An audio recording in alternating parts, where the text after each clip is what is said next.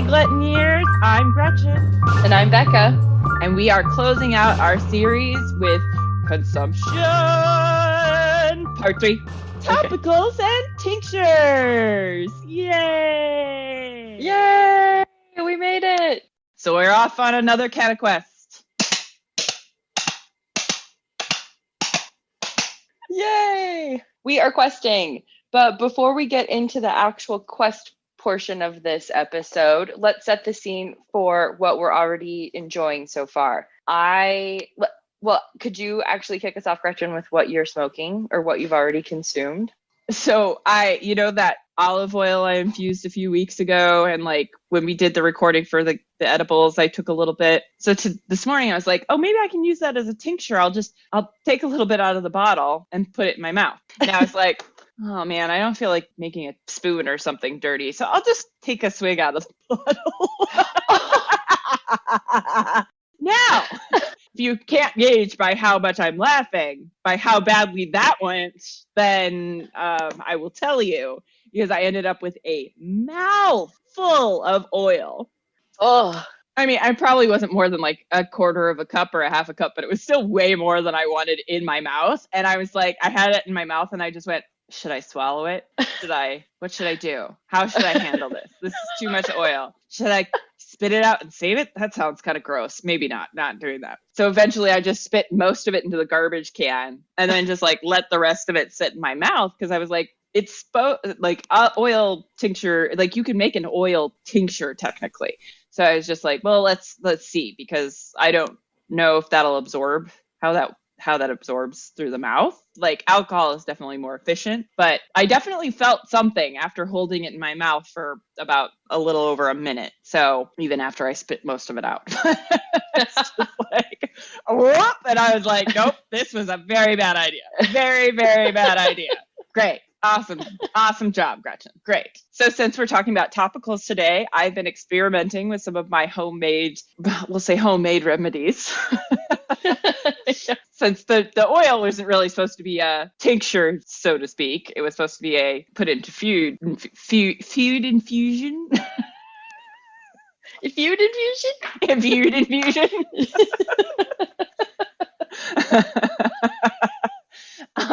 So I started out with a big mouthful of oil this morning. Talk about a food infusion. Food infusion.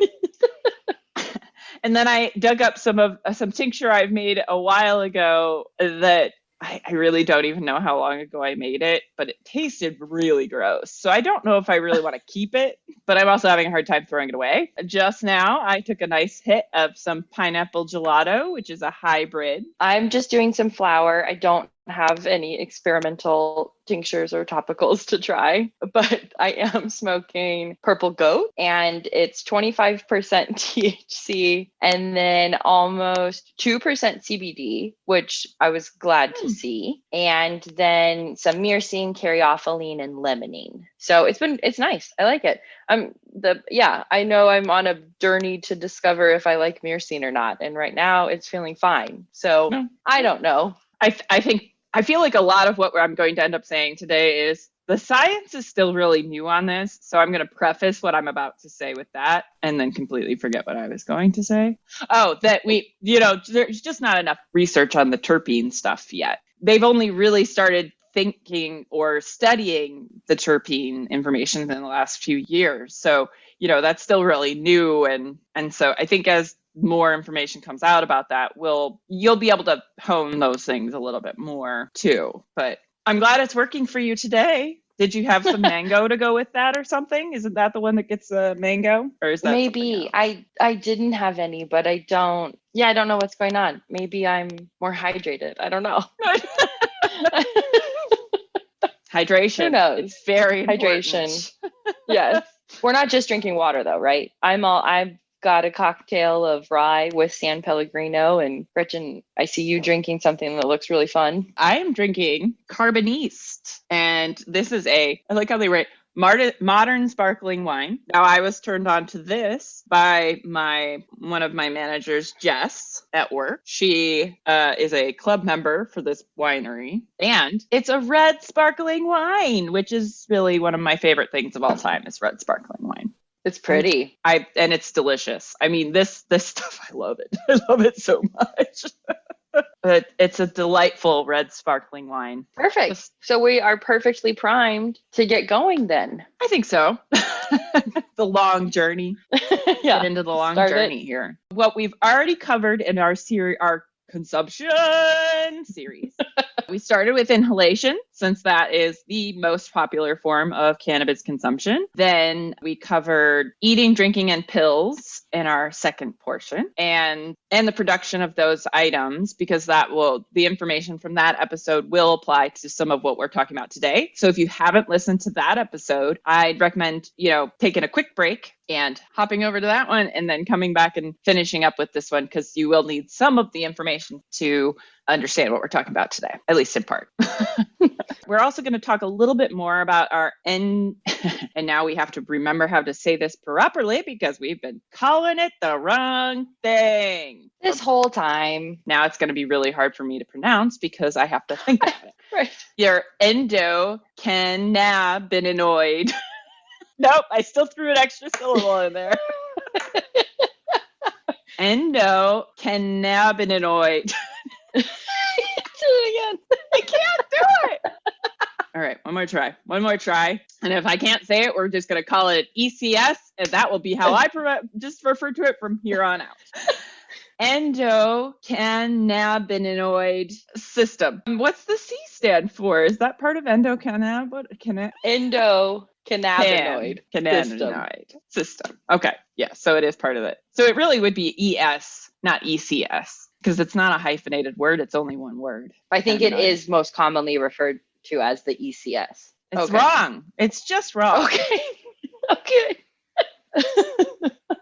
Feeling a little saucy today. Can tell. Here we go. Anyways, we're going to talk about that for a little while. What did I say? Endocannabinoid system.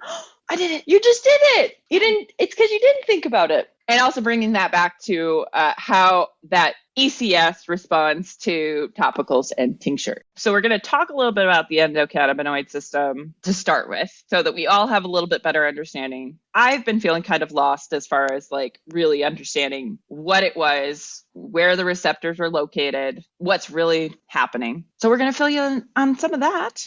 Right. Gretchen and I were both kind of saying to ourselves, how do we compare these three different types of consumption if we don't really know how our body's responding to each one? So we wanted to take a step back and break it down. Before we get into the endocannabinoid system, though, which once again, we have been saying wrong this whole series, so apologies for that. We're trying to get it right now. But cannabinoids and terpenes are responsible for the effects, the aroma, and the flavors that you experience when you're consuming cannabis. And very importantly, like we'll get into, they are the activators of our own endocannabinoid system. So we're going to be referencing them throughout. And again, we also have some specific CannaQuests on cannabinoids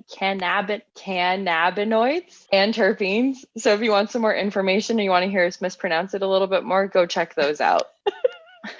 Just in case you want to feel the full experience of us just pronouncing that word wrong over and over again. Go ahead, go listen to those. Gretchen, what can you tell me then about the ECS? How can we try to explain how it works? It's interesting because it really connects to almost every other system in your body. So your pulmonary system, your nervous system, your digestive system, your everything. It touches every part of your body and helps with all these different things. So it's, one of those things that you've got to consider if you're considering your body as a whole is how does this system work and what can it do for you? Its primary function seems to be to balance us out. Let's talk about how endocannabinoids are produced similarly to how adrenaline is produced. They respond to specific stimuli. They're involved in reducing anxiety and stress, and involved in pain relief, which to me, anxiety and stress since those are all so similar as far as feelings go, they're pretty much all looped in together because being in pain makes you stressed. Totally. So whenever you're experiencing any of those things, your body naturally starts producing these endocannabinoids. So basically, it's sort of meant to balance out the other hormones and things that are produced during those times. Is that right? That's sort of right, right? Yeah. Yeah, exactly. Yeah, we equated it to adrenaline or we saw it equated to adrenaline because something triggers a response in your body for a very specific reason, and a lot of parts of your body respond in a sort of overstimulated way. Endocannabinoids are actually responsible for your body's own natural pain relief. Another way you can have your body produce its own endocannabinoids is by singing and or dancing. I mean, if you're doing both, I would assume that would be the most. So musical theater stars must just have outrageous amounts of endocannabinoids. They're very balanced. They're very balanced people. Not just because they're dancers. Their brains. Right. Their brains. Not just strongly balanced. Yeah. So that makes sense. This system of our own is really responsible for balancing. When you're feeling stressed, it's going to de-stress you. When you're feeling pain, it's going to help with that pain. We'll learn a little bit more later, but it also connects to moments when you're hungry or when you've exercised. And it's a whole gamut of triggers, I guess you could say. I just wanted to say one thing real quick, but that I was thinking about when we were listening to this. And I was like, well, no wonder pot makes you hungry. If your THC looks like something that your body produces that tells you when you're hungry, I think I've just figured out why we get the munchies. Right. So I was feeling real smart when I kind of went, oh. Zing, zing, zing, zing, zing. Things are coming together. Anyway, so I just wanted to say that before I forgot. It's super interesting. What Gretchen's talking about, and one of the things we learned is that this system is very smart. And if you are experiencing a stressful event, so I was imagining like driving in really heavy traffic, because that's something that stresses me out. The more your body experiences this event, the more endocannabinoids are produced each time. Every time your body goes through stressful moments, it also produces cortisol. But each time you experience this stress, so every day you continue to drive, less and less cortisol is produced and more endocannabinoids are produced to give you that balance in a more natural way. And so these endocannabinoids are also a part of memory formation, and they help with helpful memories like times, dates, names, and lists and things, but they also prevent the formation of memories that you find hurtful or harmful or full of trauma. And so they prevent the consolidation and the retrieval of those negative memories. So this ECS system, like Gretchen said, is constantly working to balance your body for whatever you need in that specific moment. So it's very smart. Well, no wonder pot makes it so hard for you to remember shit.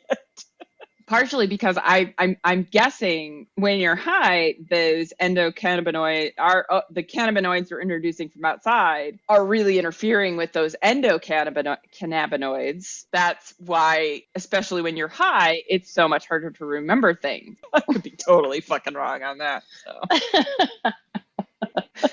Well, I think what we'll get into next does speak to that, though, and what happens when you start consuming those plant phytocannabinoids and what that does to your system in sort of tricking it. Right. This is one of the things people, and I'm sure we went on about this when we started talking about cannabinoids, was that, it's so great that our system is just like ready-made to accept these weird random plant things. So obviously we had to, evolve together because we were meant to consume this stuff. No, we did learn earlier that it was basically a total crapshoot that that we found this plant that has this right combination of cannabinoids that match our own. Like, it's really because there are so many cannabinoids out there in all kinds of plants. It's just that this particular one works particularly well. And the reason this is that that THC molecule looks a heck of a lot like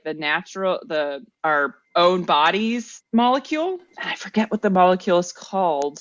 It's the bliss one. Yeah, the bliss one. The THC actually looks like a lot of them. So what the THC does, it goes for these endocannabinoid receptors. And the majority of these are located in your brain, although there are other ones throughout your body. And this will come up a little bit later as we get into the topicals and how those function. The fact that most of them are concentrated in your brain means that when the pot goes to your brain, that's like going to be your most effective place or where you're going to get the most feeling from. But one of the drawbacks of being able to have this outside cannabinoid come into your body is that it might fuck up your own responses. One of the things that was very much stressed in some of the videos we were watching this morning, which we will of course link on the website, is that more research is really needed to figure out how all these work together and what the actual implications are of introducing these outside cannabinoids. But it is possible, and they do theorize and have seen that there is some demonstrated downregulating and disruption of how your endocannabinoid system responds. They do know that happens, so we all need to be careful on that. When THC binds to the endocannabinoid receptors, and those receptors are the primary receptors because there are more, but these are the two primary ones, CB1 and CB2, it causes a reaction that either mimics or disrupts the response from your natural endocannabinoids. Another example of this is that morphine, which is from poppies, perfectly binds to our opioid receptors. So so we have like a natural opioid system as well. Yeah. Don't know about that. I've never been on opioids before, so maybe we'll someday. talk about that another time. Yeah. Yeah. But in a similar way, where you stimulate those receptors over and over again with opioids, that's why people are become so easily addicted to it, is that naturally throws your whatever balance is actually in your body off because you've overloaded with some other a synthetic, or not naturally produced in your body. Your tolerance gets higher and higher and higher. So in the same way, the endocannabinoid system is not designed to be overactivated, even though it kind of seems like it has a pretty heavy duty load all the time if it's like regulating pretty much everything. Like, no, I can't take any more. I've got it. I've got everything else. But if you put any more on my plate, I won't be able to handle it. It's like me at work. Exactly. It's all of us at our day jobs. Again, that system is really about balance. Like that's all it really wants to do is make sure you are in balance. So if it's being overstimulated over and over again with your cannabinoid use or your cannabis use, your natural system is going to not produce quite as many of those endocannabinoids because it's like, oh, we've got cannabinoids floating around out here that aren't being used. Like we'll use those up before we throw more out. And so as a result, your natural responses become lower. So that's how some people develop a dependency on cannabis as well. Oh, so it also takes out receptors. I didn't realize that part. I hadn't processed that I only noticed that it stopped producing as much of the chemical. I didn't realize that it also would limit the number of receptors. And that's why you need more and more cannabis to feel the same sort of high you felt the first time. Yeah, exactly. That piece about our own systems stopping production of the receptors felt really valuable to me because once those receptors are gone, there's nothing for these molecules to bind to. So you don't get that positive response that you need to de-stress or relax or whatever it is you're looking for with your cannabis usage. So it can get a little slippery. And like Gretchen said, you can really develop a dependence on THC in particular because you don't really have a way to regulate it anymore. So you're constantly looking for something outside your own body. And one way to really think about this comparison is that our own ECS system produces endocannabinoids at the right time, at the right place, in very controlled circumstances and amounts. And when THC binds with our receptors, it has multiple effects at once. It's not precise. And then again, it can lead to that sort of what we heard as down regulating of our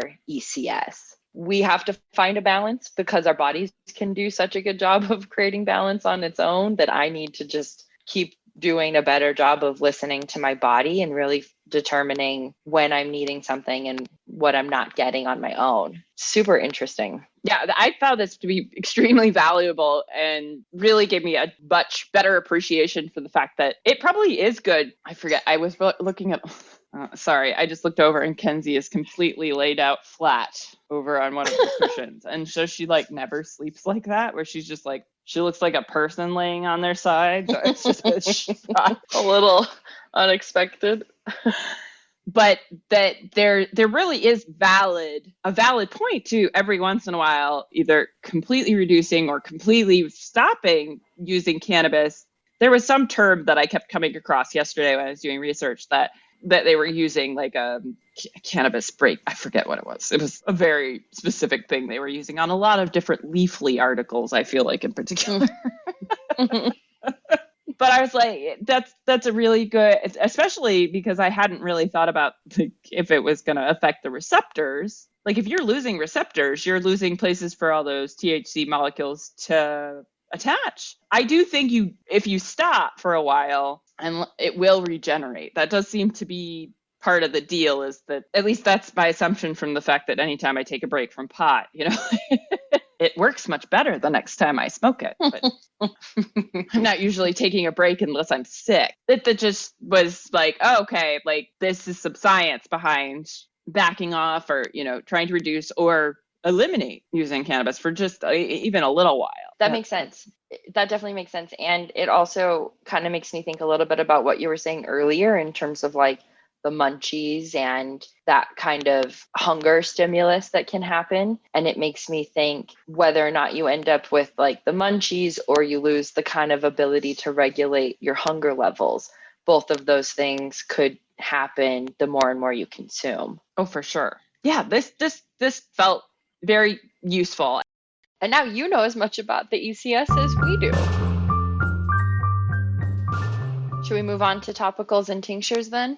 When we're talking about topicals today, we're really going to be referencing lotions, creams, bath salts, oils, or sometimes patches. Topicals are often confused with other sort of what they call transdermal applications. And sometimes those are patches that are used if you want to stop smoking, to help with birth control, or delivery of some pain relievers. And so those are only topicals in the sense that they're applied to the skin, but that's pretty much where those similarities stop. For tinctures, this is now we talked about alcohol infusions in the last CannaQuest. So tinctures just tend to be a more concentrated alcohol extraction. You can also make them with glycerin, which is a vegetable oil. So you can make tinctures with oil, like a higher concentration. Alcohol is a more efficient solvent for THC and CBD. And with alcohol, you also get I want to say pinene, but I was like, that is one of them. But the word I'm looking for is terpenes. That's the word I'm looking for. So terpenes are not as available to be dissolved in oil. They are much more easily dissolved in alcohol. So that was the other part of this research that I came across, is that with tinctures, it's pretty much always made with alcohol, but you have other options. The main function of them is to put a drop or a couple of drops under your tongue, and then you hold it there until it's absorbed through the mucosal membrane in your mouth, versus swallowing it, which is perfectly a fine way to take a tincture. But then you are having to go through the whole liver process, through the digestive tract to the liver, then to your endocannabinoid receptors, versus that under the tongue being absorbed into the bloodstream much more directly through the mucosal membrane, and then being able to go to the endocannabinoid system. Interesting.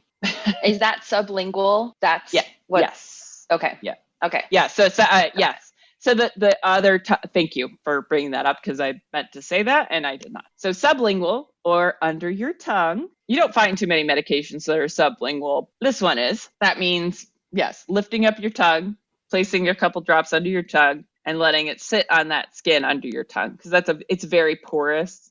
Like that's why, here, I was thinking about this earlier. I was like, this is a great comparison coming from our wine background, and how I always used to tell people that even though nobody spits while they're wine tasting anymore, except for me, who's a weirdo and has a low alcohol tolerance, that even with that, you are still getting alcohol because you absorb it through the membranes in your mouth. So even if you're spitting 100% of the time, you're still going to get drunk. Like, I could get very drunk at a wine tasting without drinking anything. Wow. Yeah, I never thought about that. I mean, it takes a lot more wine than like vodka. Sure. Sure. Oh God, I would not want to just let vodka sit under my tongue. Oh, please, no. Well, that's mostly what I make my home tinctures with is vodka. But you're just doing a little bit. Not Yeah. like a Well, no, spoonful. you're not putting a whole shot under my tongue. No, that was what happened with the bottle of oil Right. earlier when I tried to drink it and just Right. thought I'll be able to tip a little tiny bit out, and then I end up with a mouthful of oil. So yeah, small amounts of that tincture is going under your tongue. So who benefits from topicals and tinctures? Well, I can speak to the topicals part. This is an option for people who want to be sort of discreet with their cannabis usage because there's no smell, there's no smoke, there's no even knowledge that it's happening, similar to an edible. And it's helpful when you have a localized pain. So in a joint or your neck or something kind of very specific, and you can use it throughout the day. And this is a spoiler alert, we'll get into this later, but topicals do not get you, quote, high. You can use it throughout the day and still function at 100% without any sort of reaction. Then to talk about those patches that I had mentioned earlier, these are really good options for people who have trouble swallowing or who have chronic pain and nausea, and it's hard to get even an edible down or to smoke or those sorts of things. So a little bit more medicinally targeted, but also for anyone. These are a little bit harder to find. They're not as common as topicals, but you can find them. And again, these will have THC and often CBD. This can get you high. When I had done a little bit of research on this last week, I had interpreted it as it doesn't get you high, as it doesn't work. This is good context that, and especially now that I understand that the endocannabinoid system does exist throughout your body. Hang on, let me explain something else that I had read. And this article, and maybe this was the opinion of the article I was reading, is that topicals don't work, is because it's really hard for the endocannabinoids, cannabinoids to penetrate your skin far enough down to reach your bloodstream. But it was saying, yeah, there's just no way it'll get you high because they can't really reach the bloodstream, but they can then reach the endocannabinoids in that one area. The endocannabinoid receptors in that one area.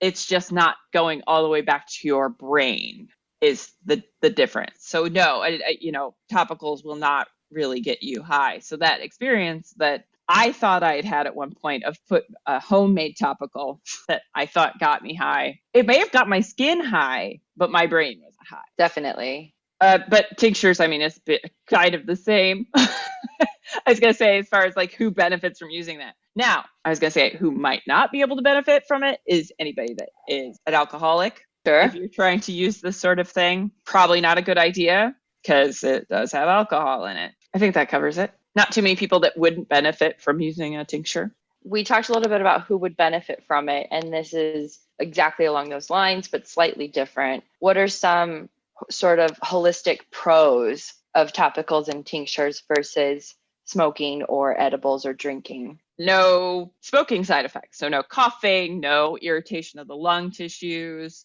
no smell. I mean, we already talked about that, but that is a side effect of smoking. But they're also making these for different things like eczema, psoriasis, which I personally suffer from. That's part of my rheumatoid disease, which is either, depending on the day, referred to by any of my doctors as rheumatoid disease or psoriatic arthritis. So it's both. Oh.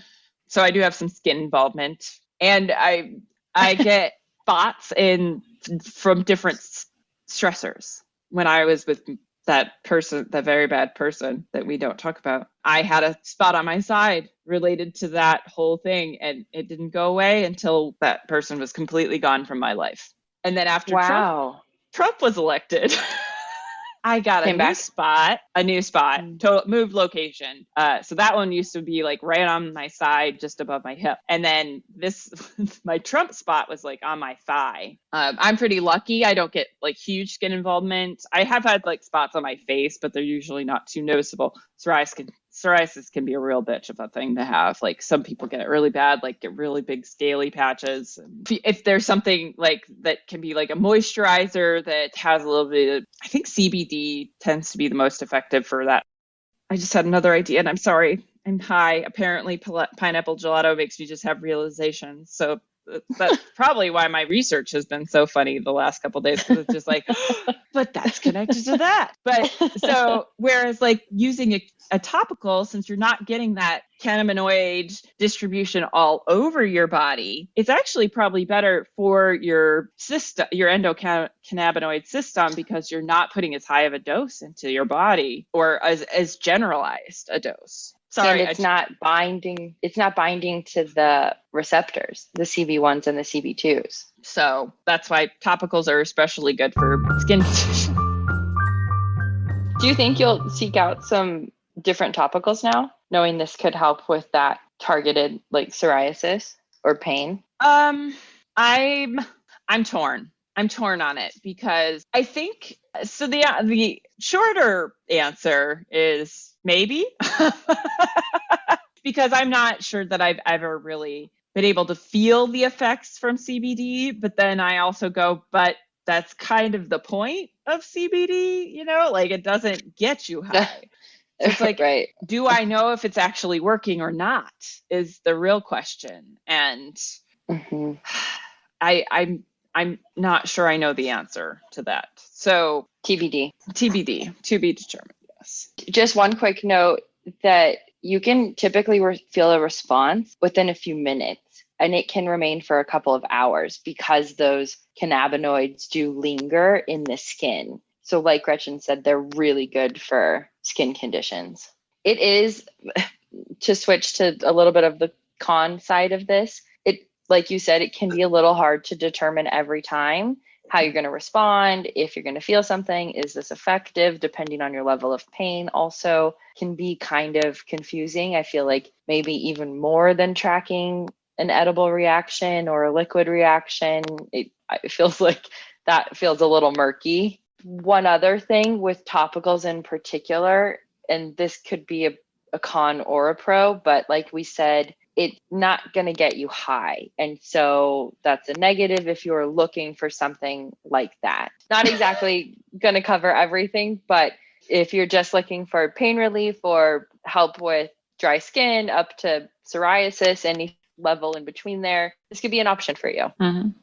So let's move into the how of how does this process work? How do we go from flower to your endpoint experience with those cannabinoids? So for the topicals, the first thing you're going to do is start with flower or some sort of extract, whether it's just THC or it's just CBD, most often, again, just CBD. And then big picture, you're going to combine this with oil, beeswax, lotion, aloe, cocoa butter, something along those lines. And this is really, really similar to what Gretchen would probably describe for tinctures and what she's already described in the edibles. Is you're going to heat oil or whatever other binding agent you're using, and then you're going to add your decarbed flour to that heated oil and cook it together for 20-25 minutes. Strain that flour out, and then you add the oil to your beeswax or cocoa butter or something like that. And then a lot of the recipes I saw also said to include your own essential oils if you know your body responds okay to what you're putting into it.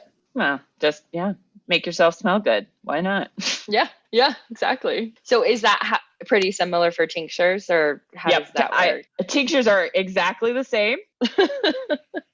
Exactly the same as when I described how to produce any sort of infused oil or alcohol last time.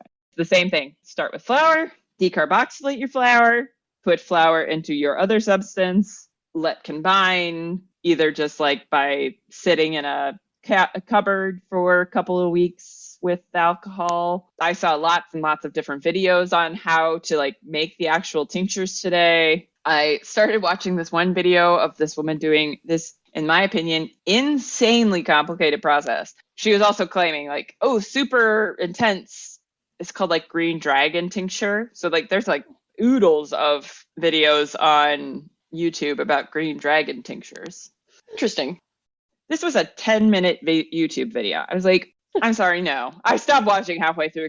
She lost me when she was like, the second edition of vodka that's been in the freezer for 24 fucking hours. I just could not wrap my brain around what was happening. There are plenty of recipes out there on the interwebs if you want to make your own tinctures, by the way, because I've definitely made tinctures in my magical butter machine. Shout out Magical Butter Machine, please sponsor us. I do think the extraction works better because you've got that little blade in there that things around and mixes it all together. But if you're looking for like a nice clear alcohol tincture that you can't tell has a bunch of pot in it, because I'm making some limoncello right now that has a tincture I made in the Magical Butter Machine in it. It's brown.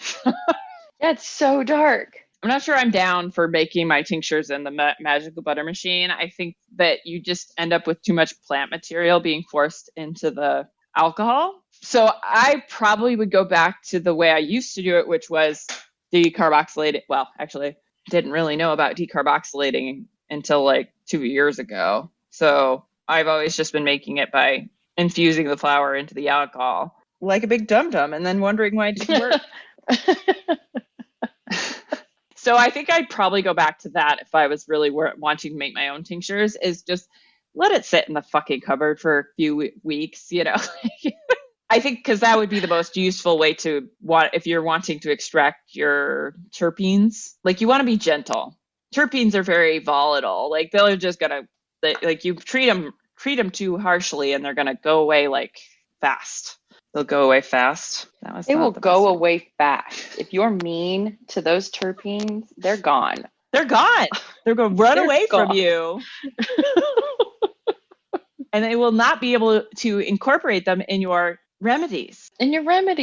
Just to clarify, the timing of getting high from a tincture is similar to smoking versus pretty quick. So it's a quicker high. So that's the main difference from eating it and what makes it similar to smoking it. Very cool. I think that covers the how. Gretchen already talked about this a little bit earlier in terms of how topicals are absorbed. But one other thing I wanted to just call out again is that the cannabis molecules do linger in our fat cells. And so when we do absorb a topical, even if it contains THC, we are not going to get that into our bloodstream. It's going to stay at the site it's been applied. So the more we learn about CBD, the more we realize that can really help with that, again, that sort of isolated pain. And THC feels like a little bit more of something that can help with an internal response. So that's how I'm kind of separating a skin absorption process.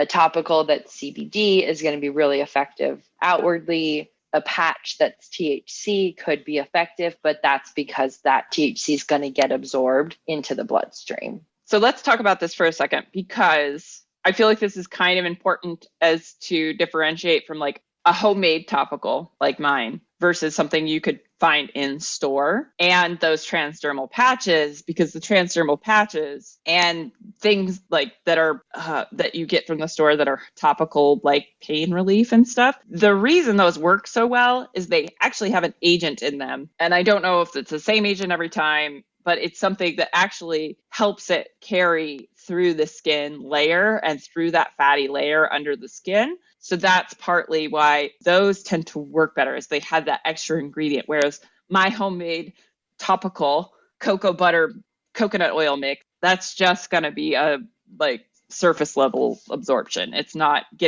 doesn't have those chemicals that would help draw that into anywhere near my bloodstream. So that's why transdermal patches can work so well. And like store-bought topicals can work a little bit better is they have those ingredients in them to make that process easier for the medicine. That makes sense. I've been curious about that because I have seen a lot of balms or lotions that have a THC and CBD ratio. And as we've been talking through this, I've been trying to reconcile, like, was I duped? But now that makes sense because most of the time those were bought at dispensaries. And so they're adding this extra component to help absorb past the dermal layer, is what I'm understanding. Yes and no. I mean, that's just generally information about dosing. I did watch another TED Talk earlier about that was just sort of a general primer on cannabis. The woman, what were we talking about? Well, I was saying you had said that some of the patches and some of the commercially produced topicals do get into the bloodstream. And you were talking about the ratio, which is I was saying now that when we were first walking through this, I was thinking anything that I've bought as a topical with THC was kind of a scam. But now what you're saying makes me think that those ones that I purchased like at dispensaries do make it intentionally absorbed into the bloodstream, not just topical if it has THC. But you still want that ratio information, even if you have something that doesn't have those extra agents in it to make it go beneath the skin. Okay, I need a 1-to-1 THC to CBD ratio. That's the most effective ratio for this skin thing. Another point she was making is that, yes, they give you that ratio. So the additional information you need with that ratio is the milligrams. Because while they're telling you the ratio, if it's like a big jar and it only has 30 milligrams of THC, that's a fucking low ass dose, So the ratio, great, that's great to know, but the milligrams is really more what you need to know, because that's what's actually telling you how much of a dose you're getting per application. That makes total sense. I meant more along the lines of like now kind of feeling like, what's the point of THC in a topical? Right.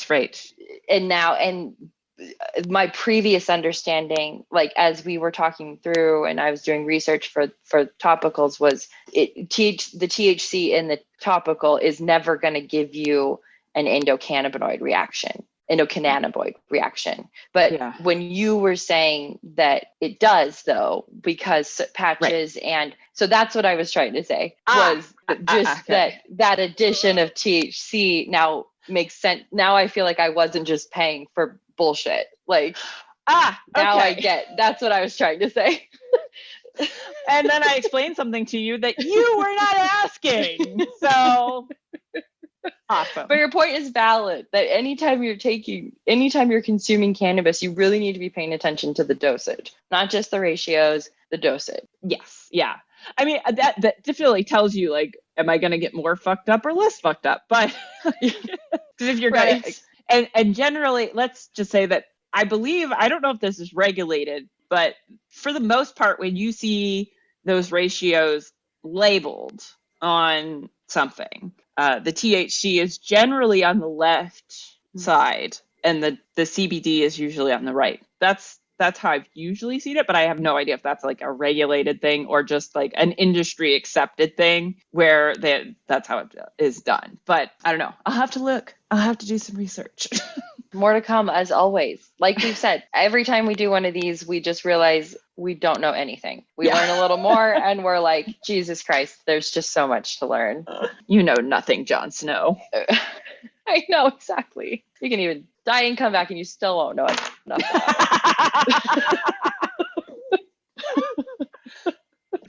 We've talked about cannabinoids, which again are THC and CBD, and we've mentioned terpenes along this way. I'm curious still about how to get terpenes into topicals and tinctures. Are they present there? We have mentioned if you're using whole flower, then you're probably going to get it. But Gretchen, can you help me like understand this piece a little better? Maybe. I will tell you what I've learned from the internet. So let's make that real clear up front. This is from Gretchen reading the internet.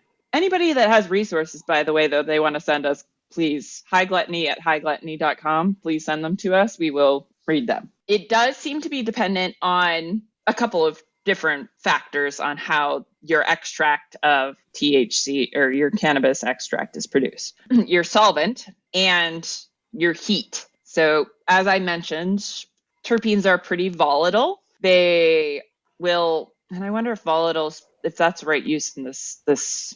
Delicate?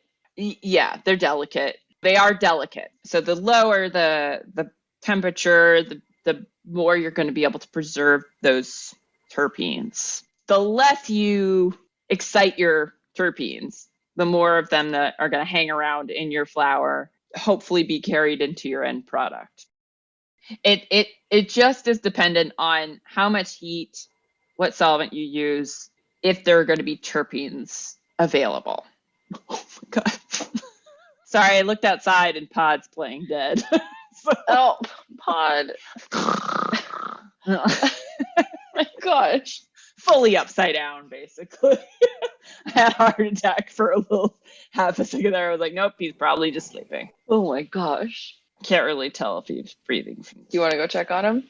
I'm sure he's fine. He's just outside. Like, I mean, if he died, he died. If he's dead, he's dead. There's nothing I can do about it now. You checking on him now isn't going to stop anything. Yeah. Fairly certain he's alive. I think I'm seeing breathing. All right, Okay. sorry. Didn't mean to get totally distracted there. That's okay. The more delicate you are with your flower, the more likely you're going to be able to extract your terpenes and have them available for your product. Does that answer your question, really? I feel like it does. Maybe. I think so. The only other question I had, I think we brought this up in another Canna Quest 2, was we had learned about the different activation temperatures for terpenes, which you've also referenced. And my question is, when you're decarboxylating the flower, if you only take it to a certain temperature and it's below, like, let's say, like, you only decarb at 300, a lot of the terpenes aren't activated until above 300. Do you not activate them, or how does that work? Actually, I think I felt more certain of my answer a minute ago, but then I realized I don't actually know. I will have to do more research. Sorry, everybody. I am just always finding more shit to look up. Yeah, thinking face emoji. My gosh. Thinking for sure. Lots of terpene talk. Terpenes, very important. We like to talk about them a lot. And before we close out, we do want to provide a little bit of what we like to advise as sort of harm reduction with any drug use, which is, if possible, be in a safe space when you're consuming, be with people you know if you can, and if even more possible, know exactly what's in what you're consuming. Being fully hydrated and not on an empty stomach can help make a big difference in how your body responds, and actually is really helpful in tracking your body's reactions. So if you're looking for what you respond to, just trying to keep that baseline of hydration and food is really helpful. And then we always say, start low and slow. Take your time with not only how much you're taking, but also your expectations of when you will feel a reaction. And if you start to feel anything negative, which can definitely happen, have a friend talk you through it, call someone, consume some CBD, take a shower, just be careful. And then we've learned that something sugary can help counteract these negative effects or these negative responses. And black pepper or chewing on a black peppercorn can also help. So those are just some tips we want to share, just because we both have been consuming for a little while and we're still learning how our bodies respond. So we just want to help provide some best practices on any sort of usage. So Gretchen, What do you think about this whole series? We've talked a lot. We've spent a couple of hours on consumption. What do you think? That I always end up with more questions than answers, I feel like. I want a new vaporizer because clearly temperatures are important. We will, I guess, be learning more about that at some point. Yep. We don't know how, but they are. Yep. We're not exactly sure how that works. So we thought we knew, but we also thought we knew how to pronounce cannabinoid. So, so we're always learning. But probably it would be a good idea if I was doing more cannabis consumption orally to get fuller distribution of more complete distribution throughout the body to activate all of those endocannabinoid receptors. Just activate all of those guys. Everyone. Every single one. And I think my biggest takeaway, I definitely agree with you that I think on the whole, I should probably scale back a little bit and in particular build in some cannabis break. What did you cannabis whatever vacation. That word is? Cannabis vacation. Yes. Build in a little bit of those. And I remember they're called tolerance breaks. That was what it was called. Tolerance breaks. I like it. Okay. I definitely think I should be taking a few more tolerance breaks. And I think it'd be nice to be doing some more edibles, but a lot of them that I've seen just have THC, and I don't want to lose those terpenes, and I don't want to lose the CBD if possible. A lot to think about. Like Gretchen said, so many questions. It'll be funny in a couple of years when we listen to these and we're like, well, all of that's wrong now. Well, so much more. If that's the case, if we are all wrong all the time, we may just rip these down and do new ones, I guess, once we've come to a better understanding. There's always room to revise your research. There's always room for that. That's how science works. Yay. Science. All of those things I've also learned. So we will keep finding out more information and learning about this wonderful substance we enjoy so much. I will do one pod update. He is, in fact, alive. He's moved, so he doesn't look dead anymore. Close one. Yeah. But thank you for joining us on our magical consumption journey. And you can find us at hightogluttony.com as well as on Facebook and Instagram. And we do have a YouTube channel that we have made some use of. And we promise to put more videos up sometime, someday. I was going to say soon, but I'm not making that promise. I don't know. We've slightly abandoned the YouTube channel, but there are some videos there still. But help us out. We are growing. We're so excited. But it'd be really great also if you could help us out a little more by rating, reviewing, and subscribing. Tell a friend if you've been enjoying it. We hope you have. We have been having a ton of fun. It is. It's so much fun. We want to bring everybody. Everybody needs to come for this ride. Yeah, exactly. Off we go, gluttoneers. Gluttoneers.